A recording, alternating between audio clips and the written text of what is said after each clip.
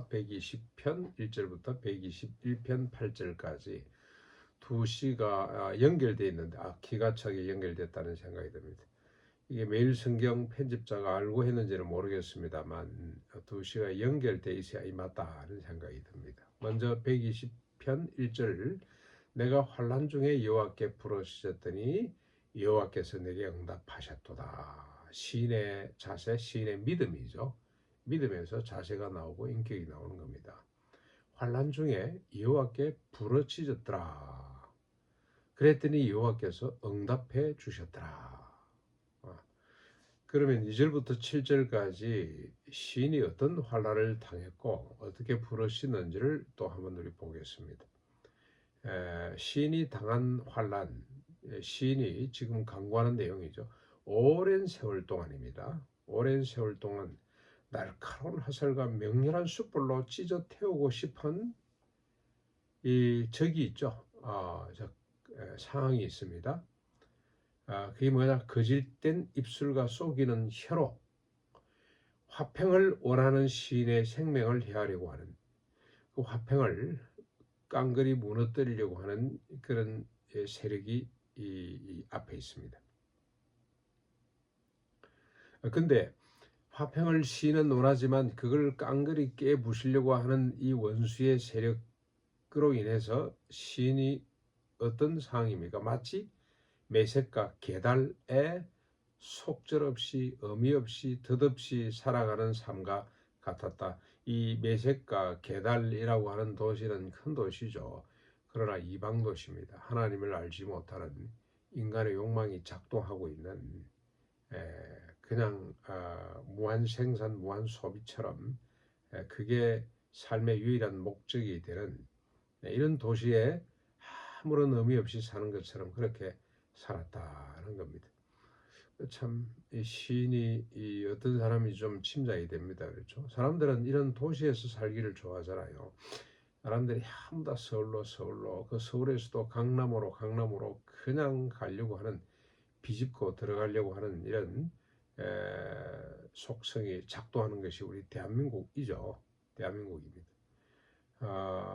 시인은 그러나 그런 도시에 사는 걸 너무너무 비참하게 생각을 하고 아무 의미 없다고 생각을 하고 있는 사람인데 속으로는 화평을 원하지만 그 화평을 계속 시비 걸고 깨뜨리려고 하는 세력을 앞에 두고 힘들어하고 있습니다. 이런 고통 속에서 시인이 취한 행동은 1절에 이미 선포됐습니다만 여호와께서 건져 주실 것을 간청하고 있습니다. 근데 중요한 건 믿음이죠. 여호와께 간구하면 반드시 주님께서 응답해 주신다는 겁니다. 그래서 1절 그렇게 믿음의 선포를 하고 시작이 되는 거죠. 반드시 응답해 주실 것이다.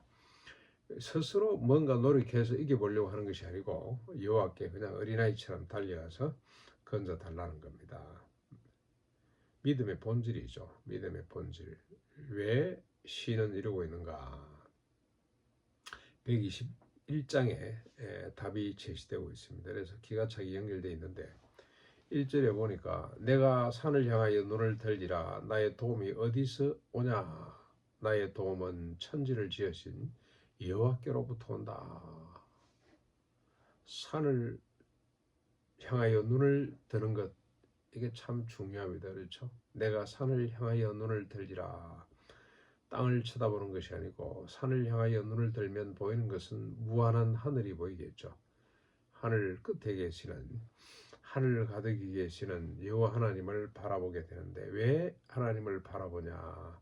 도움이 천지 만물을 지으신 그 속에 내가 포함됩니다. 하나님께로부터 오기 때문에 그렇다. 도움이 자기로부터 오는 것이 아니고 지금 시인이 당면하고 있는 화평을 원하지만 날마다 깨부시고 있는 이 원수의 세력을 이기는 비결이 어디에 있냐? 하나님을 바라보는 데 있다는 겁니다. 그 하나님이 어떤 분이신지 설명을 합니다. 자기 자신의 고백으로 시작해서 너로 시작이 되고 옮겨가죠. 이건 일반 자신뿐만이 아니라 이 땅의 모든 백성들이 다 모든 하나님의 백성들이 이런 고통 가운데 처해 있는데 그래서 자신의 경험으로 끝나지 않고 모두를 향해서 도전하고 격려하는 시로 발전해 가는 거죠. 3절에 보면은 여호와께서 어떤 분이길래 우리가 그를 바라봐야 되는가? 그에게로부터 도움이 오는가? 실족지 아니하게 하시고 너를 지키시는 이가 졸지도 아니하시는 분이기 때문에 그렇다. 하나님은 졸지도 않으시는 분. 저는 우리 어머니를 생각할 때마다 늘 기억되는 게 어머니가 하루 종일 일하고 저녁에 이제 기도하잖아요. 기도. 저녁에 하나님께 기도하고 주무시는데 기도를 끝을 내는 법을 못 봤어요. 아이고 하나님 아버지 오늘도 지켜주셔서 감사합니다. 그리고 이제 기도를 시작하는데 간구하는데 그냥 좀 있으면 코를 골아요. 그래서 우리 어머니는 졸음을 이기지 못하시는 분, 기도는 시작하지만 끝을 내지 못하는 그만큼 고단한 삶을 사시는 거죠. 그런데 뭐 고단하다 힘든다 이런 말을 한 번도 들어본 적이 없는 것 같아. 후유할지언정 가족을 위해 헌신하고 희생하는 것이 너무 기뻐서 그 자체를 삶으로 받아들여서 그런 기도를 하시다 주무시는데요. 그런데 가만히 보니까 우리 하나님은 우리 어머니 한계죠. 그렇게 사랑이 많으시고 가족을 위해 희생하면서도 어쩔 수 없습니다만은 졸음을 하나님은 졸지도 않으시는 분이죠. 졸지도 주무시지도 아니하시는 분. 4절 이스라엘을 지키시는 이는 졸지도 아니하시고 주무시지도 아니하시는 분이다. 이게 아마 시인에게 크게 위로가 되고 하나님에 대한 속성을 이야기할 때 아주 중요한 부분으로 이렇게 계속 등장하는 거 보면 졸지도 주무시지도 쉬지도 않으시는 계속해서 깨어있어 일하시는 우리를 지켜보시는 하나님 그분을 의지하자는 거죠. 5절에 여호와는 너를 지키시는시라 여호와께서 내 오른쪽에서 내 그늘이 되시나니 낮에 해가 너를 상치 못하며 밤에 달도 너를 해치 못하게 될 것이다. 달이 왜 해치는지 모르겠습니다만 낮에 그늘이 상하지 못하도록 요즘처럼 뜨거운 날은 이 모자 안 쓰고 밖에 나가면 큰일 나겠다는 생각이 들어요. 그리고 반드시 그늘로 한 30분 활동하고 반드시 한 또 10분 정도는 그늘 속에 있어야 되겠구나 그런 생각을 합니다. 왜 아라비아 사람들이 중동 사람들이 막 칭칭 몸을 감고 있는지 이해가 가요. 그늘이죠. 그늘. 그만큼 강렬한 태양빛 하나님이 지켜주신다는 겁니다. 여호와께서 너를 지켜 모든 환난을 명하게 하시며 내 영혼을 지키시로다. 너와 여호와께서 너의 출입을 지금부터 영원까지 지키시리로다. 하루 이틀 밤 안 주무시는 정도가 아니고 영원토록 내 곁에 계셔서 내 영혼을 내 육신을 내 모든 것을 지켜주시는 여호와 하나님. 그래서 그 하나님만을 의지하는. 그래서 오늘 우리가 한번 자기 부인에 대해서 늘 우리가 생각하는데 진정한 자기 부인은 이런 자세에서부터 나오는 거죠. 자기에게 믿을 것이 아무것도 없는 나이가 너무나 나약하다고 하는 존재임을 깨닫고 오직 도움은 하나님께로부터 온다는 거. 근데 여러분 어떻습니까? 지금 화평을 깨뜨리는 이 세력, 이 원수가 밖에 있는 것이 아니고 내 속에 있죠. 여호와여 거짓된 입술과 속이는 해에서 내 생명을 지켜주십시오.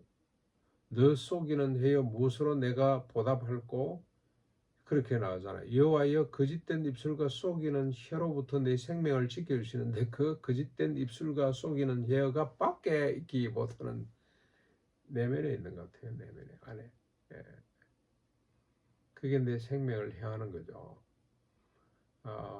그 속이는 입술과 혀, 거짓된 입술과 속이는 혀에 대한 혐오감, 그게 원수구나 하는 이런 적개심, 결국 내 내면에 있는 이 원수를 향한 분노, 좌절, 적개심 이게 얼마나 크냐에 따라 우리는 하나님을 의지할 수밖에 없고 그게 영성이죠.